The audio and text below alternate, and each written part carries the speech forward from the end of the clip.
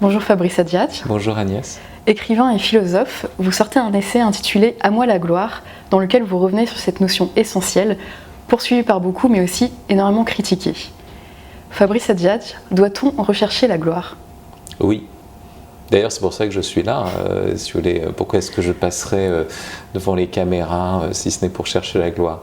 Non, mais plus sérieusement, le mot de gloire est un mot essentiel au christianisme, à la révélation en général, alors même que c'est la religion de l'humilité, du grain de blé qui tombe en terre, où on nous dit que beaucoup de premiers seront derniers et des derniers seront premiers. Alors c'est quelque chose qui est assez étonnant, assez paradoxal. Comment se fait-il que nous cherchions la gloire, que notre aspiration c'est d'entrer dans la gloire de Dieu, mais ça ne veut pas dire simplement que nous glorifions Dieu, ça veut dire que Dieu nous glorifie, hein, c'est quand même ça que nous cherchons, et puis la finalité c'est cette vie éternelle avec les corps glorieux, donc on parle quand même de gloire très sérieusement, donc nous aspirons à une gloire, et en même temps,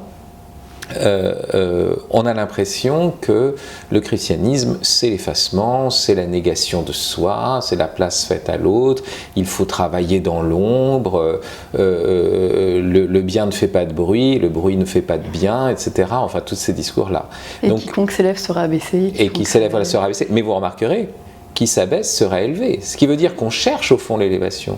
Et quand on nous dit que les derniers seront les premiers, cette phrase n'a de sens que parce qu'on aspire encore à l'excellence, sinon elle n'aurait aucun sens. Donc vous voyez bien, le Christ, si vous commencez à dire mais en fait le chrétien ne cherche absolument aucune excellence et puis il vit pour l'effacement, mais il faut bien qu'on voit qu'il est effacé, parce que malgré tout, soit par souci d'évangélisation, soit parce que, vous voyez, il y a quand même envie qu'on le connaisse un peu, c'est un être humain, un être sociable, eh bien à ce moment-là, on encourt la critique de Nietzsche qui dit « vous êtes des hypocrites ».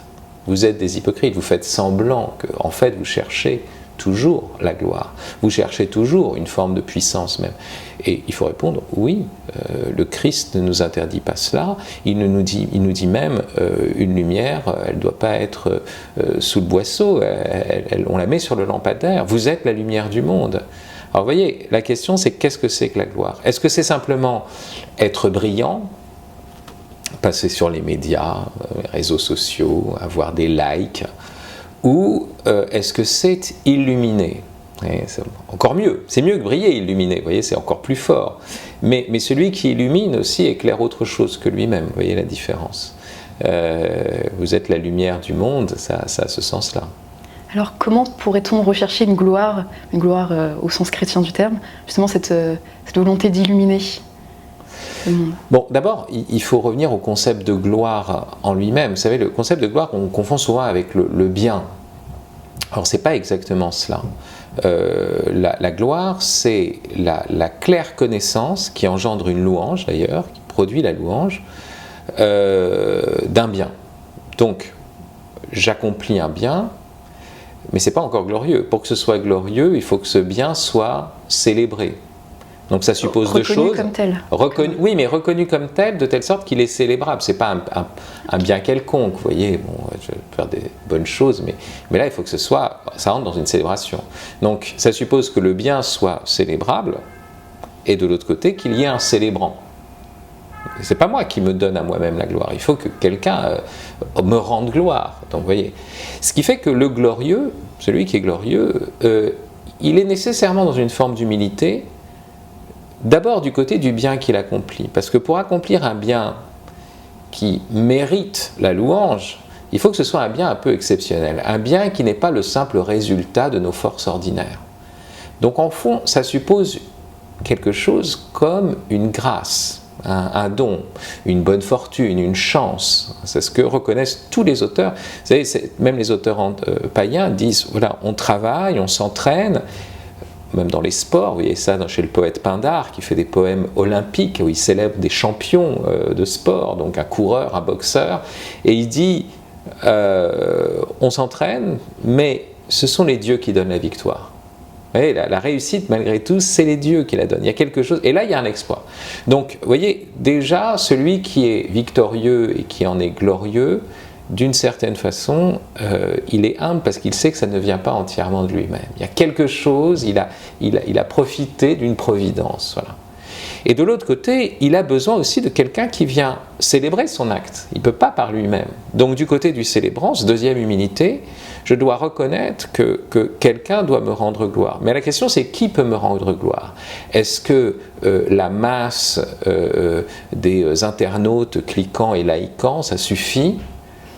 En fait, vous voyez, si je suis un champion de football, malgré tout, si j'ai les éloges d'un grand joueur, c'est quand même mieux. Qui dit, ah oui, celui-là, il a la technique, il joue. Vous voyez, quand Mbappé a reçu l'éloge de Pelé, c'était quelque chose. Voilà.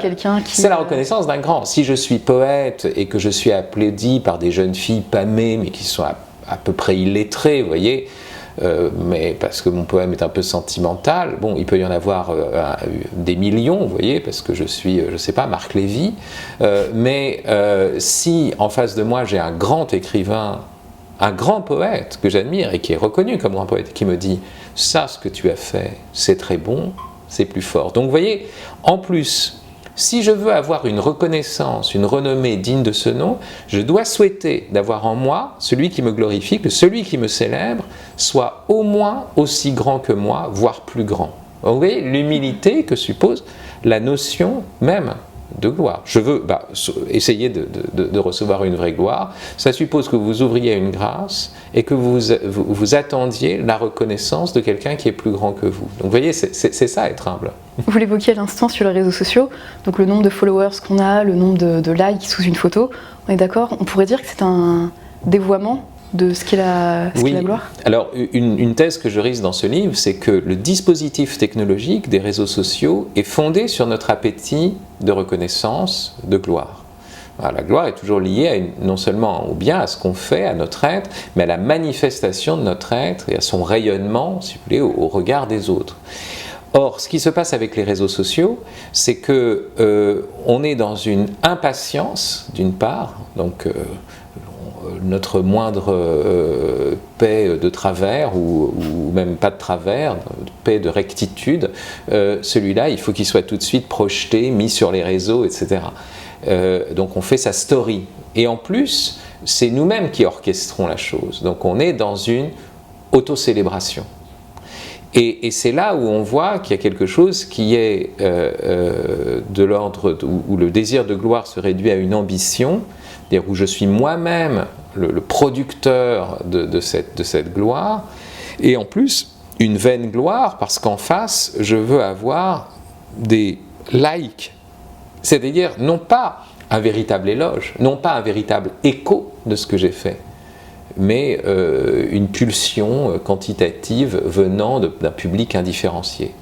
Et c'est pour ça qu'un des ressorts des réseaux sociaux, qui se propose une sorte d'espace d'apparition, donc d'espace de manifestation de soi, donc d'espace de glorification, s'appuie sur cet appétit très profond en nous, et fondamental, qui d'ailleurs est voilà, l'appétit sur quoi s'appuie, l'appétit naturel sur quoi s'appuie aussi l'appel à la sainteté pour entrer dans la gloire de Dieu, mais le réduit, l'écrase à quelque chose non seulement de facile, mais de vain, de plat et de vulgaire au fond. Vous citez également dans votre essai Corneille « À vaincre sans péril, on triomphe sans gloire ». Alors quels sont ces périls, ou si j'ose dire, ces prérequis pour accéder à une forme de gloire?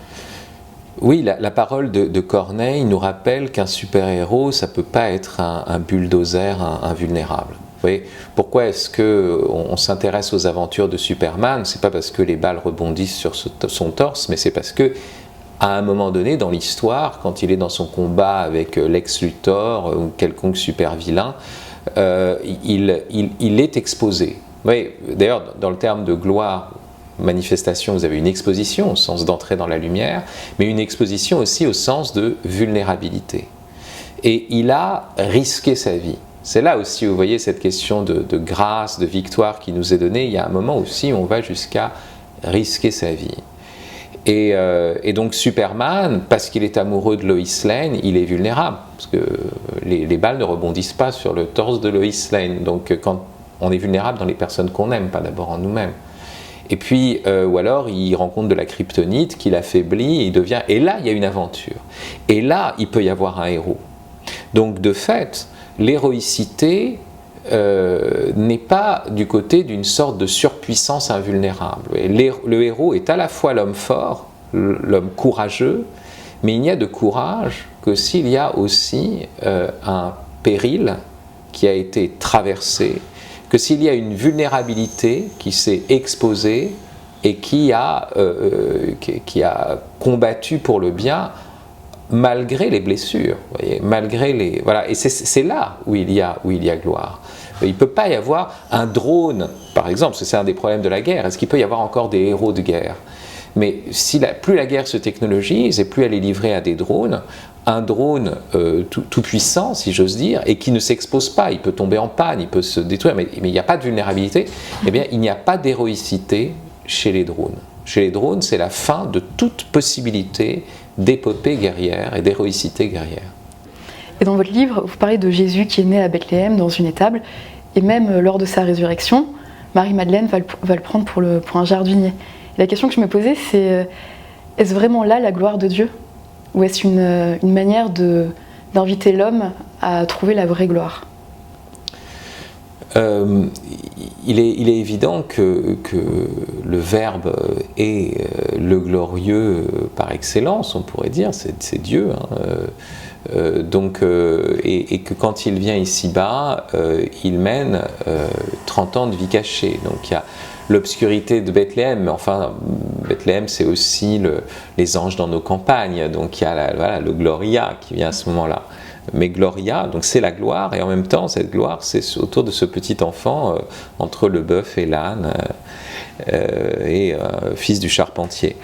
Et puis de l'autre côté, vous avez aussi, même quand il est en gloire dans son humanité, c'est-à-dire après la résurrection, le fait qu'il est pris soit pour un imbécile par les disciples d'Emmaüs, il marche avec lui, tu es bien le seul à ne pas savoir ce qui s'est passé à Jérusalem, donc ça veut dire qu'on pouvait le prendre pour un abruti, vous voyez, s'il n'avait pas des traits qui nous disaient tout de suite que c'était un homme très intelligent et très sage, ou alors, effectivement, une tête de voleur de cadavres, puisque Marie-Madeleine le soupçonne à un moment donné, il dit, si c'est toi qui as pris le corps, dis-le-moi, et puis, donc elle le prend pour le gardien du cimetière, ou le jardinier. Donc, comment se fait-il que le glorieux apparaisse sous des formes qui apparemment ne sont pas glorieuses?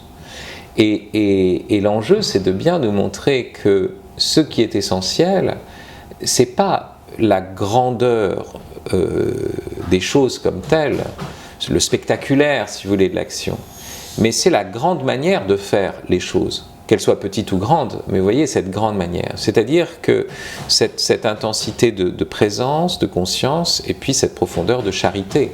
Parce que c'est ça qui est divin, vous voyez. C'est pas... Un poète nous apprend ça. Une petite fleur, la petite fleur, c'est ce qu'on va piétiner, c'est ce que personne ne va voir. Mais le poète est celui qui a un regard suffisamment limpide pour voir dans cette fleur quelque chose de grand et d'extraordinaire, un don de l'Éternel. Et c'est pour cela qu'il y a au fond, dans le mystère de Nazareth, si vous voulez, l'insistance sur ce qu'est une gloire qui est dans la manière de regarder et d'agir, et pas simplement dans un truc spectaculaire où au fond on voudrait fuir le quotidien. Souvent, ce qui se passe dans un pseudo-héroïsme, c'est qu'on veut faire des grandes choses, on veut combattre des dragons, mais parce qu'on n'est pas capable de discuter avec sa fille ou avec sa belle-mère. Vous voyez, on fuit des défis ordinaires de la vie de famille, par exemple, pour aller au bout du monde. Et ça c'est faux. Vous voyez, c'est la fausse héroïcité, ou le désir de devenir un héros qui devient extrêmement ambigu. La gloire, là, n'est pas là. Et alors parlons un peu peut-être de la gloire de l'homme. Vous citez dans votre livre la première lettre de saint Paul apôtre aux Corinthiens, « La femme est la gloire de l'homme ». Qu'est-ce que vous en pensez ? Alors, qu'est-ce que je pense de cette phrase après maintenant 19 ans de mariage? Vous voyez, comment la femme est la gloire de l'homme. Justement, vous voyez, dans le phénomène de la gloire, je ne peux être glorieux que parce qu'un autre me voit et reconnaît ce que j'ai fait. Or, vous voyez, ce qu'il y a de beau dans le regard de la femme, dans la relation conjugale de l'homme et de la femme, c'est que l'homme et la femme ne se comprennent pas. D'une manière générale, ils n'ont pas le même point de vue sur le monde, si c'est vraiment un homme, vraiment une femme. L'homme reçoit facilement l'éloge de ses pairs, donc, et d'un autre homme, on se comprend. Et là, tout va bien, vous voyez, tout est clair, on est dans le même ordre de jugement. Mais quand c'est sa femme, elle voit autre chose. Elle voit autre chose. Je peux arriver devant ma femme en disant, mais voilà, le poème que j'ai fait, qu'est-ce que tu en penses? Et puis elle me dit, mais est-ce que tu as réglé la facture Alors je peux me dire, bon, je reviens à la prose la plus élémentaire. Mais d'une certaine façon, elle vient déchirer ma sphère et elle me rappelle à un bien, vous voyez, qui n'est pas celui d'une reconnaissance mondaine ou du spectaculaire. Elle me rappelle à un bien intime, à un bien profond, qui est celui de l'attention que je porterai pour elle, pour les enfants, pour des petites choses domestiques. Et elle me rappelle, au fond, et sans, comment dire, sans apparat aucun, voilà, à l'exigence de cette charité dont on parlait précédemment. Et c'est pour ça qu'on peut dire que la femme est la gloire de l'homme, qui au fond se réalise ultimement dans le mystère de l'Église, l'Église comme épouse du Christ, et l'Église est la gloire du Christ. C'est le lieu, c'est elle qui le glorifie. Mais vous voyez, on revient à cette idée aussi de charge, c'est-à-dire qu'il y a une exigence qui pèse sur tous les membres de l'Église pour se rendre digne de cette lumière et être témoin de cette lumière. Merci Fabrice Adjadj. Merci. Et je rappelle que vous publiez un essai « À moi la gloire » aux éditions Salvator. Merci Agnès.